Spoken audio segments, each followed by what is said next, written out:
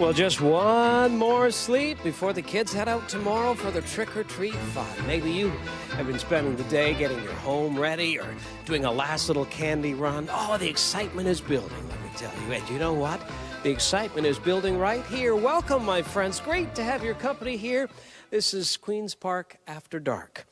Haunted live stream tour, and I promise this will be full of treats, no tricks. In fact, we're a part of history. Never before has this been done here in this magnificent building, and we're talking over 130 years. So it's so good to have your company. My name is Anwar Knight.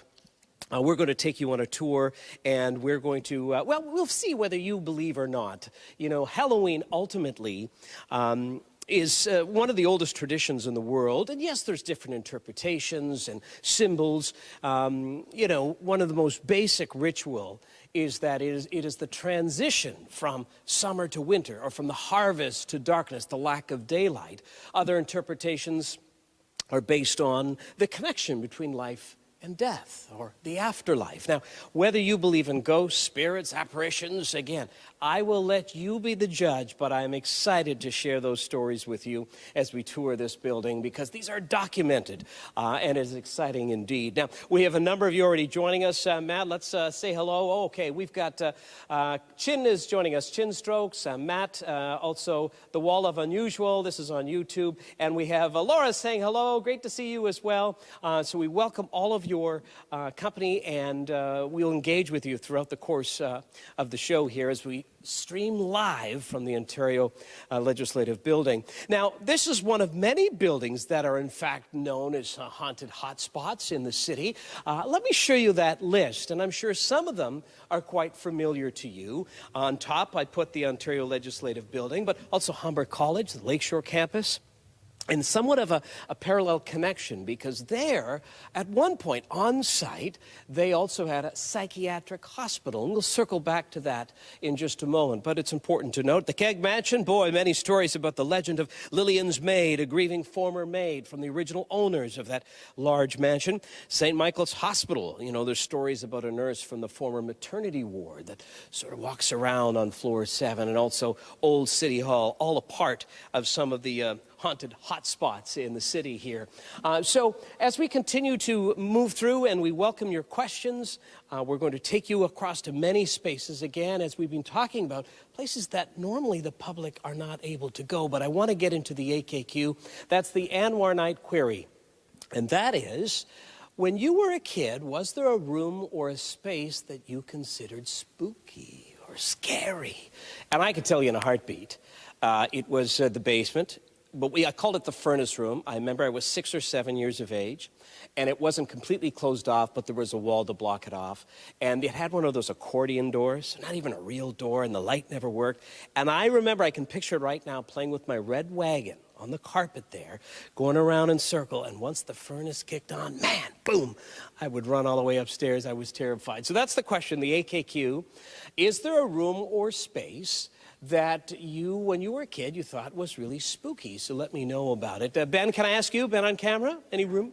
Which? The attic. The attic, you know, the attic might be a common one. In fact, we're going to take you to the attic. But let's head upstairs here. This is the grand staircase. And if you come for a tour, public tour, this will be a part of it. But I want to take you up to introduce you to one of the information officers. This is Patrick, also a ghost tour guide. So can I ask you, is there a room or a space when you were a kid that was spooky? So actually, funny enough, I also had a furnace room in our basement, and that was also kind of the #1 spooky spot in my house. I had a lot of nightmares about that place growing up. You see, and you know, maybe even to this day, there's some people go, oh, yeah, our attic is like that, or our furnace room is like that. So that's the question for you. But it's good to have your company here. Thank you for joining us on this live stream, first ever. So that's kind of cool. So, you know, I mentioned about some of the haunted hotspots in the city, and we talked about a little bit about Humber College, the fact that it had a psychiatric hospital on site. On this site, too, there's a connection to a women's asylum many years ago. Tell me about that.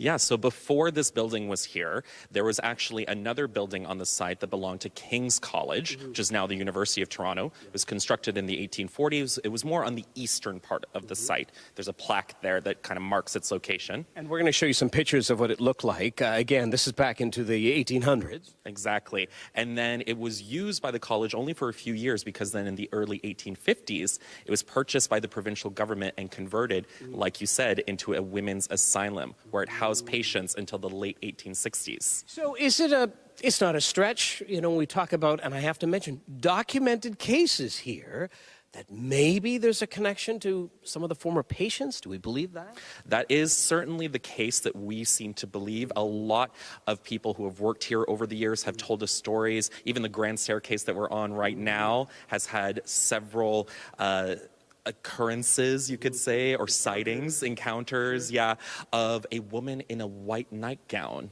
who floats slowly down the stairs and then quickly drifts down and then vanishes before reaching the lobby. Okay, I got chills already. I don't know about you. And there is word that some of the original limestone that was used for that foundation is also here when they were building this building. And whether you believe it or not, but some suggest because it's porous and soft, it holds more energy. So maybe that's a connection. I don't know. But we're going to continue our tour here. We're going up the grand staircase. And Ben, as you walk up, there's over 30 steps here. Let's say hello to some of our viewers here. So we want to say hi to Lorraine. Hello, Lorraine. Cheryl saying, great to see you. Yes, it's good to see you too, my friend. Tracy saying, Patrick did a wonderful live stream lunch hour on Friday. Well, that's good to know. And also, as we say hello on YouTube, Jonathan saying hello. Wendy is also saying the Don Jail is haunted. Yes, that's another one for sure. Wendy Lau says, like in Ghostbusters. Well, maybe. I don't think we officially have any Ghostbusters, but that's okay. So let's continue. So as I mentioned, if you were to come here for a tour, this would be a part of it. You could, walk up the stairs, and this is also an integral part of almost the daily procession, to get things started, right, when they bring in the mace. Exactly. So every morning when Parliament is sitting, there's a little procession, like you said. It's almost like a little parade where the Sergeant-at-Arms, who carries the mace, and then the Speaker and the clerk behind him. And then they go into the chamber, place the mace on the clerk's table, and that's what officially starts Parliament for the day. And we're going to take you in here. So this is the main entrance. So when you come for a tour, this would be your entrance. But of course, you can come as just a member of the public to watch the debates. This is the People's House, and that'll be a different entrance. But let me hop up here and open the door, and we'll welcome you here to the chamber. Dun, dun, dun. And I'll tell you, this is really a grand space on so many levels here, that is for sure. And in particular, if I could get you, Ben, to show the viewers, our friends, the ceiling here. The chandeliers weigh 900 pounds. They're original. But look at the hand-painted mural. That was done by a German-Canadian artist, Gustav Hahn. And what's interesting is that we are now starting to see some of it, but they covered it up many, many decades ago, thinking the acoustics wasn't good, so they put on plaster and horsehair, and that's where still some of the white is. But Ben, if we could just show one more time. So they had a renovation project in the 90s, and they discovered it, so they started to pull it down. Really, really beautiful.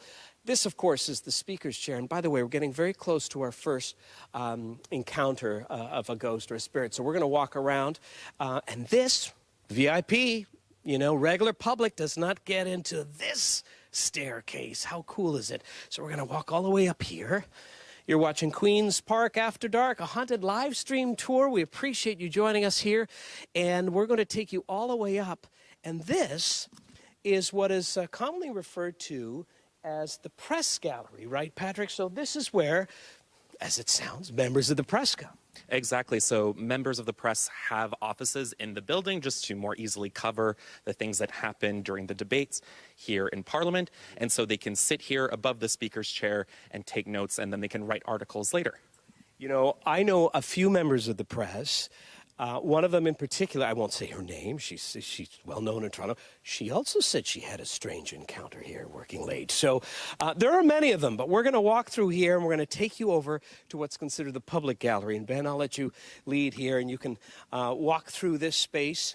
as we continue our live stream tour here at Queen's Park. It's great to have your company, by the way. Now there's 2 stairs here. I guess we'll walk up this one, Patrick, and Ben can meet us up on the top here. And now we're getting into what is called the public gallery. And this is where we have, I think, one of the most pronounced encounters. So we'll walk all the way down. It's quite a view from up here as well. Okay, and I'll let you lead over in here, Patrick.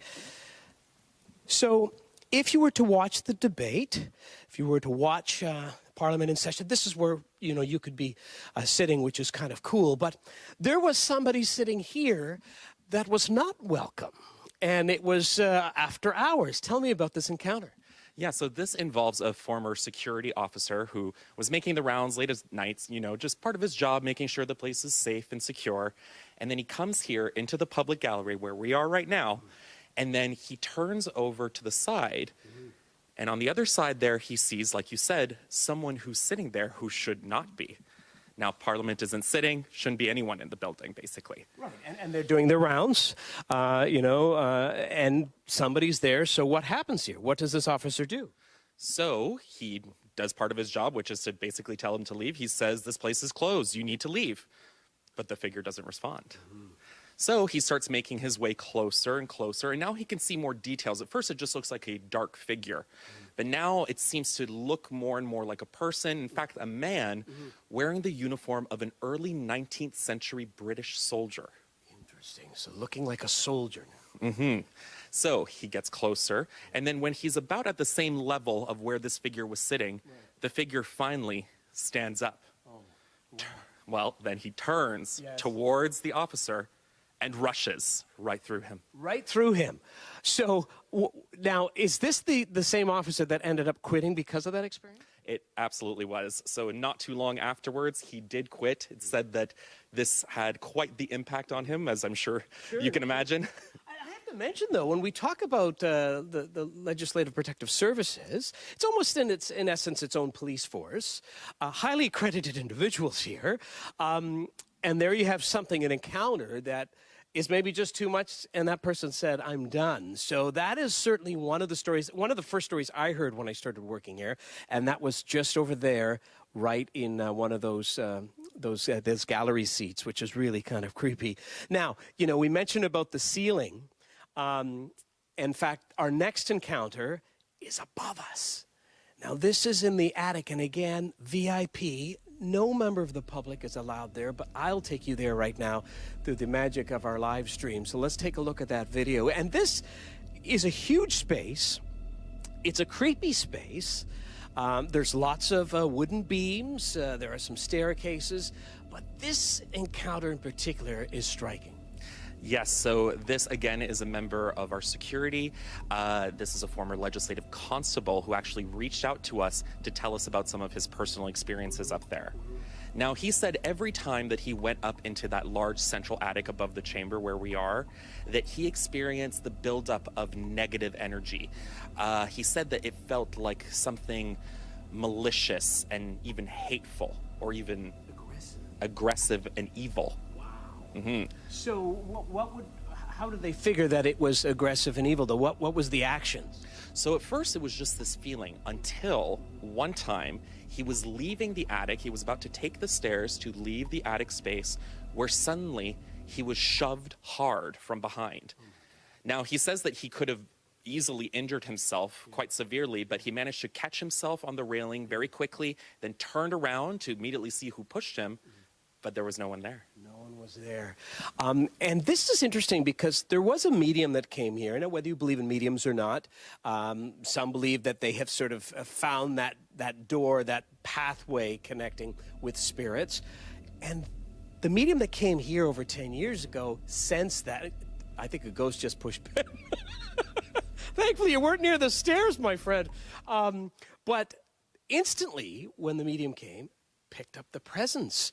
And this is where it gets really interesting, because the medium also said a name, or maybe actually 2 names, and they were Claire and Clarice. So one of those is what the medium sensed, this particular spirit. Exactly. Now, even before the medium came, there were rumors. In fact, this former legislative constable heard from one of his colleagues that there's supposedly a female spirit haunting the attic who's angry and constantly searching for her husband. So every time she sees another man, she assumes that must be him. And then when she discovers it's not, she turns hateful and violent. Wow. And just the fact, you know, Clarice, right? You go back to one of probably the best horror films, you know, Silence of the Lambs. Hello, Clarice.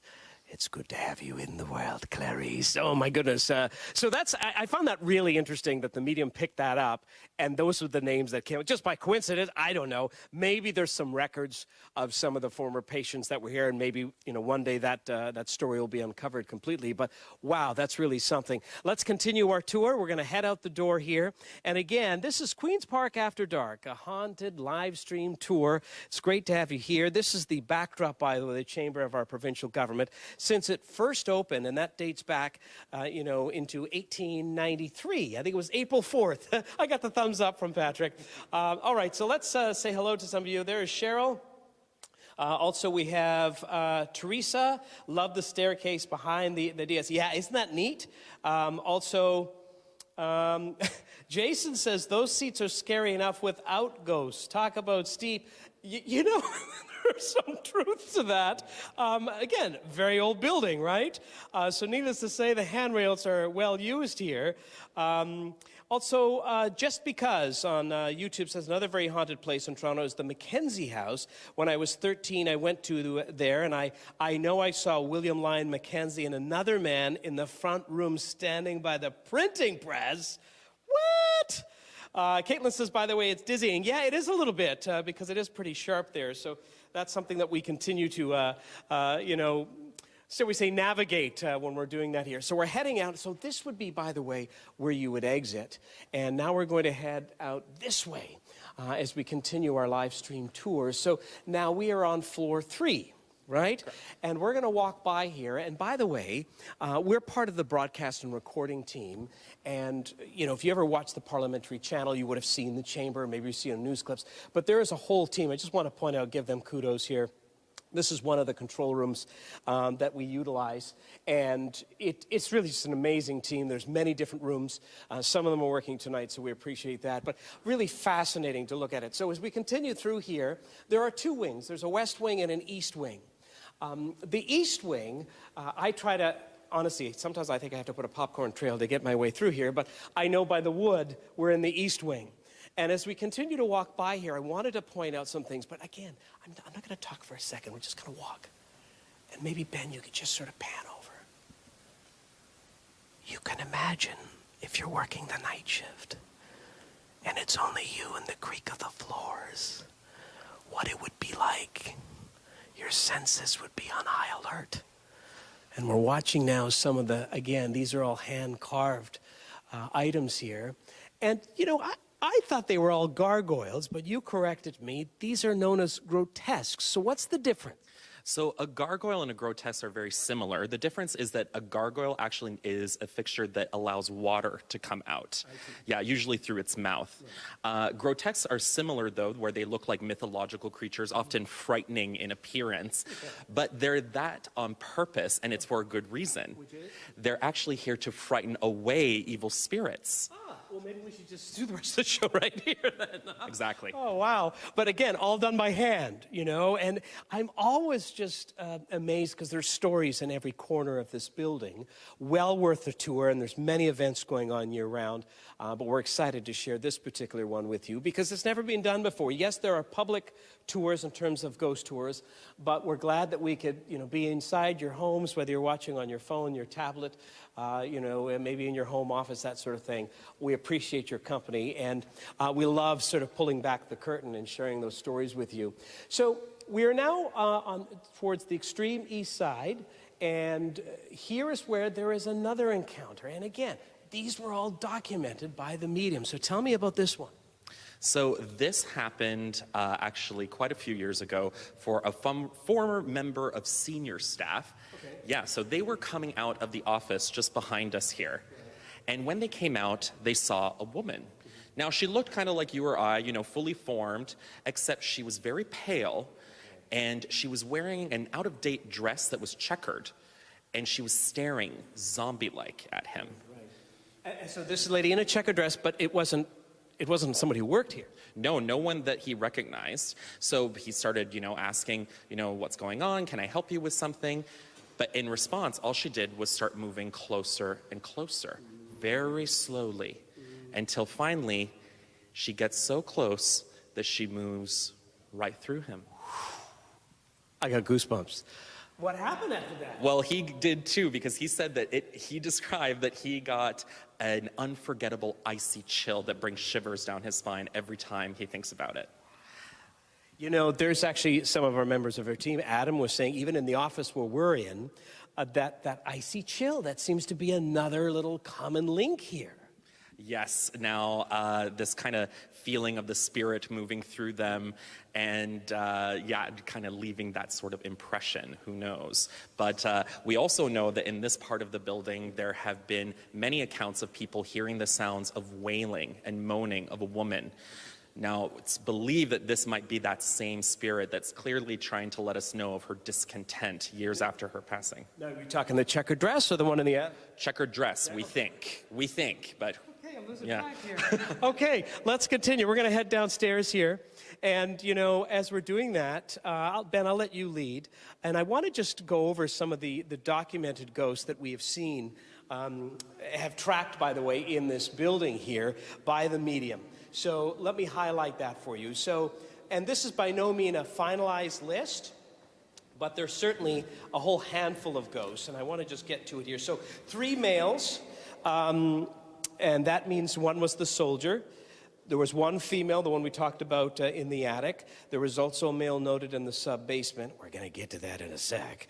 A former speaker as well as a maid. Again, not the only, complete list, not finalized, but one thing that struck me, Patrick, if you look at that list, in particular the soldier, a former speaker, and a maid, there's a connection of, a form of service. And I thought it was very interesting because it's apropos of what this building is about. There's service. So maybe it has nothing to do with it, but I found it interesting that some of the spirits and ghosts that have been noted here, did have a form of service. Yeah, I mean, interesting that they almost feel the need to continue their service even after their passing. Yeah. So, Matt, you can come on down. We'll take a look at the tablet and say hello again to our viewers. You're watching Queen's Park After Dark, a live stream tour, and it's great to have your company here. Now, we're going to take you to another one, and this one is really interesting because, again, the public is never allowed in there. So, the wall is unusual. Oops, we're just going to go back there. The wall is unusual. Is it true that the old World War I vet ghost haunts Queen's Park? Do we think that's the soldier? So there is, so this was something that the medium did pick up on. Actually, it was also in the same place where we were. He saw a spirit of a man he described as Charles.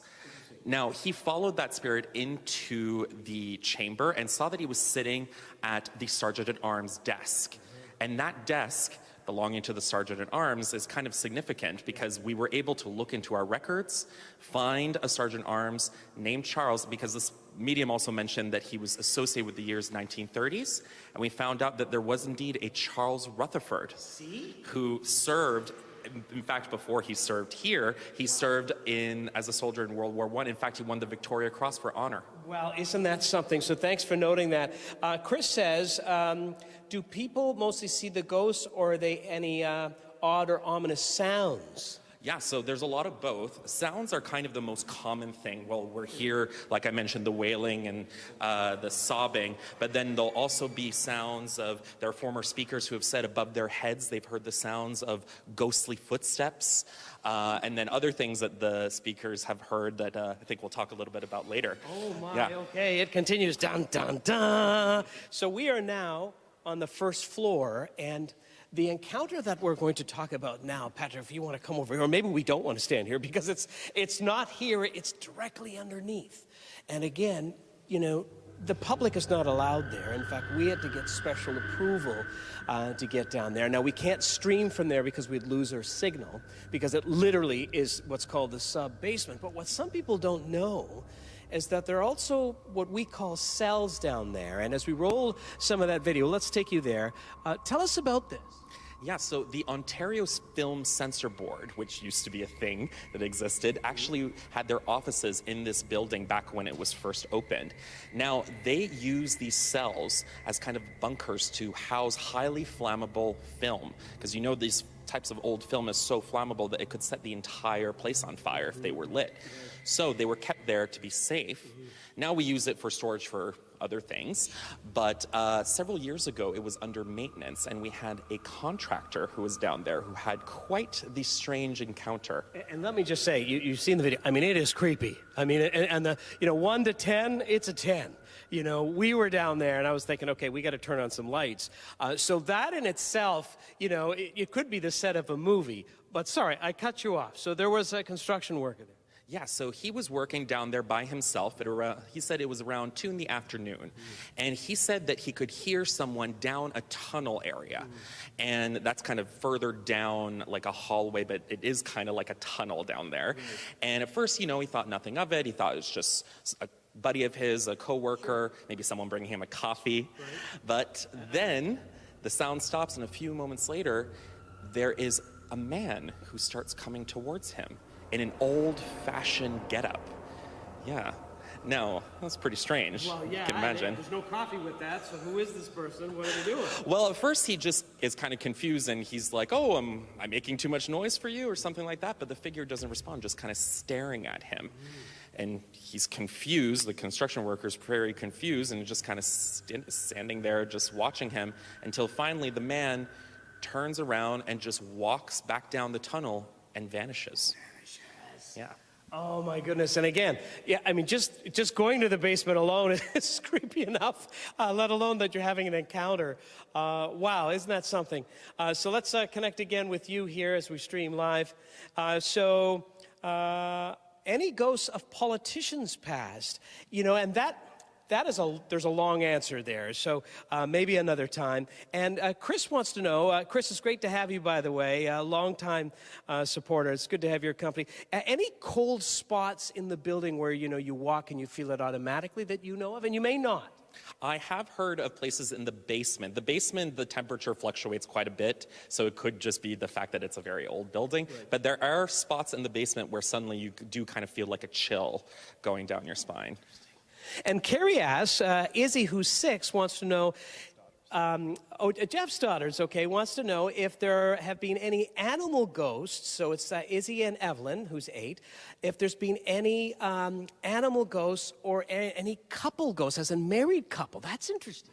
So I haven't heard of any animal ghosts, but yet. And couple ghosts also haven't heard of, only about, like I mentioned, Clarice, who's looking for her husband and seems to be unable to find him, unfortunately. And by no means this is a definitive, who knows what comes up, right? And again, a lot of these instances, they're documented. Whether you believe in a medium or not, I'll leave that up to you, but I find it quite interesting, the fact that they're able to pick up so many things, and then it's later proven with some documents in terms of, historical records. So we're now on floor 1. We're walking down here, which again would be the tour. If you have kids who are in school, this is, I'm sorry the lights are up, but it is late. They have these 2 rooms here, which is sort of a mini mock chamber where the kids can engage and learn about the whole system, which I think is really amazing. But you remember when we went into the chamber and we saw the speaker's chair? Well, here's 2 others here. And, I mean, these are beautiful chairs. There's a neat story to it initially. The fact that at one time, Patrick, you were saying that the speaker would get the chair to take home as sort of a memento of their service. Exactly. So they used to be able to actually take them home with them, because it's part of what symbolizes their authority here. But, we stopped doing that. You know, it kind of a little bit cumbersome to bring these very elaborate, quite beautiful, but you big. know, but big and probably doesn't fit with a lot of the furniture at home. Right. So we don't do that anymore. And these were donated to us by the families of former speakers. So this is something you can see, but it's what was sitting in one of them by actually a colleague of yours. Yes, so this was a former information officer who used to work here, and it was actually her second week at the job where she was coming in through the east entrance. And as she was coming in very early in the morning, she could see a man sitting in this left, more red colored chair. Yes. Okay, so she sees, and obviously you're not supposed to sit. I don't know if you can read it, but it actually says, do not sit, on the chair. So what happened? So at first, of course, she thought the exact same thing. Just her second week at the job, she knew no one is allowed to sit there. So she comes up to see what's happening, but it's just this dark figure. And as she gets closer, it still isn't kind of coming into view. She couldn't really make out any details of their face or their clothing, just kind of looked like a dark outline. Yeah, and she said all she could make out was the fact that they were sitting in the chair with their legs crossed and their arms on both armrests. Oh, my goodness. Are you serious? And, you have to remember here, I mean, this is not at a great distance. This is really close. So that is pretty freaky. Did that colleague quit because of it, or did they stay? No, she managed to stay. I don't know what she was thinking. I mean, I would be pretty freaked out. I don't know if I'd stay either, but no, she toughed it out, and she did stay. Maybe if he had rushed through her, maybe that would have changed, but... You know what? Some people have a high tolerance, right? For me, I go in the basement, I'm done. Others walk through and they connect. I don't know, but she'll have a great story to continue to tell. So let's continue to walk down here through the main lobby here. And, one thing that I found was really interesting, some of you have mentioned about sounds and whether it's the cold chill or not, but there is at times... the sound of music that comes across in this building. And as we were showing you, depending on where you are, I mean, it's very quiet. There's nobody here, right? Unless you're doing security, maybe you're doing some work late, but very rare, and it'd only be, a few people. But what music is that? So there have been several speakers. I mentioned the ghostly footsteps, but that's not the only thing they've heard over the years. There's also the sound of a piano that they've said that they've heard. Now, we do have a piano here on the first floor. And this piano, not usually used, we only use it for special occasions and ceremonies. But late at night, there have been some speakers who have said that they can hear the sound of this piano being played all the way to their apartment on the third floor west wing. Wow. And, this is an original, right? It is a Heinzman and Company piano. They were well known in Toronto, very distinguished, high-end pianos, and they did it for well over a century. The fact that it's still here, and it still works. And some people say, do you hear that? Can you hear that?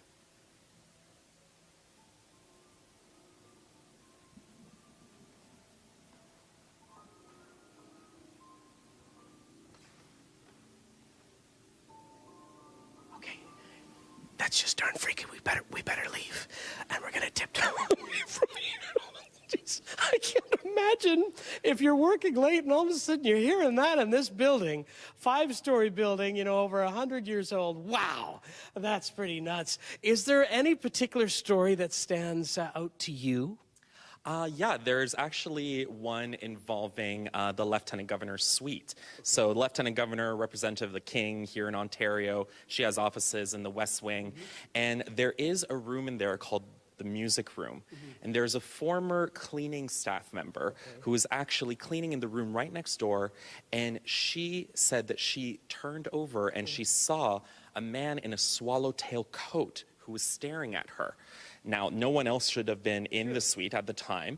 And then a few weeks later, as she was again cleaning in the Lieutenant Governor's suite, there are portraits of former Lieutenant Governors there. And she recognized that the person she saw looked exactly like in this portrait. Isn't that something? Again, so verification, not just stories, but there's things that are being verified. So I ask you, do you believe in ghosts, spirits, apparitions? I don't know. I'm pretty convinced. I'm a big believer, and this has been fascinating. Now, Patrick, I know that you've been giving tours with your colleagues, still doing some live tours even for tomorrow, yes or no, in terms of ghosts? Yeah, so we do have tours, public tours that are happening for the ghost tours tomorrow. They book up pretty fast, but yeah, so that's going to be the last day, Halloween day. Yeah, exactly. And then until next year. And then, you know, listen, there are events going year-round for the family. If you want more information, let me bring up the website for you. It's www.ola.org/visit-learn. And when you go there, you can get a look at all of the different events that are posted. And they try to do it, you know, regularly in terms of giving people advance notice. But, you know, come here for a tour. You know, whether it's for the ghost tour or not, I mean, this is such an unbelievable place. Maybe you've driven by it, you know, for decades and you sort of know of it, but to walk in these halls, it really is just a breathtaking building. I want to thank you very much, Patrick. I really appreciate your expertise and what you do in engaging the public. So thank you for that. And, you know, just as we get set to wind down, I want you to show us some love. Hit the heart button, like and subscribe. Share it with your friends. You know, you can relive this all for tomorrow. But I also want to thank the entire crew, Ben and Matt here on the floor with me, the whole BNR team working upstairs. Thank you for your hard work and your enthusiasm. This has really been an exciting project, and we look forward to connecting with you, viewers at home, more often as we pull back the curtain at this just astounding building. The Legislative Assembly of Ontario welcomes you, and we want to thank you for watching. That's all for now, my friends. I want to wish you, do we want to say a quick bye to some of our viewers just before we wrap up here? Gourmet Pens, this was fun. Thank you. Teresa says, take a tour. It's amazing. Wall of the Unusual, this was amazing. Ariel says, 2 men in the year 2024. Where's the, well, I don't know what that means. Love this, says Diane. And thank you for sharing those hearts. We appreciate it. Jackie on Facebook says, fun and great job. And Teresa, one quick question. Are the sightings mainly at night? Yeah, for the most part. Most part, usually at night when there aren't many people in the building. Yeah, and when it's dark. Who knows? As we wrap things up, maybe I'll add another encounter and I'll post it on. Anyway, my friends, that's all for now. Thank you so much for your company. Thank you for joining us. This is Queen's Park After Dark, a haunted live stream tour, streaming live here in the city of Toronto. We want to wish you a very happy and safe Halloween. Thanks for watching.